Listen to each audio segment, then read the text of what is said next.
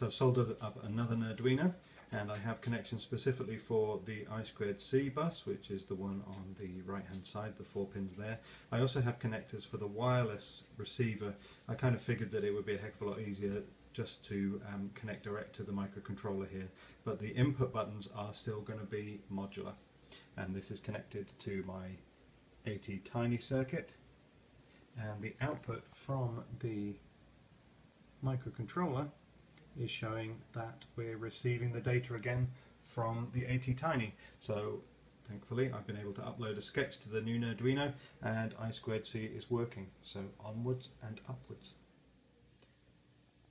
This is now the soldered button module, so I have 8 buttons with an ATtiny acting as the module controller, and then also the Johnson counter, which helps me test the state of those buttons.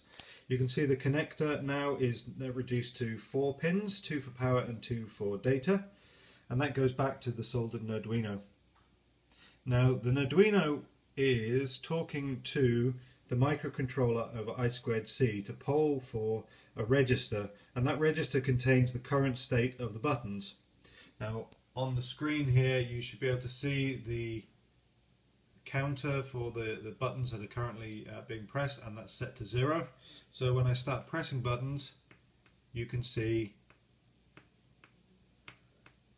that the values are changing, and I can press combinations of buttons, and that will allow me to test that each button has been pressed.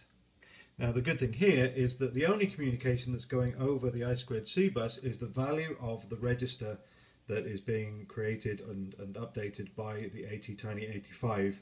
So it's not that the Arduino is polling for the status of the buttons, the ATtiny is, and only the data is going back to the Arduino. So that's showing that the I2C bus is working quite happily. So we have a working button module that I can now integrate into a new remote control. Just to prove that I have a working breadboarded LED module, here is an ATtiny with 3 pins going to the shift register, and that's controlling 8 LEDs. And this is currently counting between 0 and 255 in binary, so you can see the various LEDs being lit up. So that means that I have control of the shift register through the ATtiny microcontroller. That means that I can build an LED module.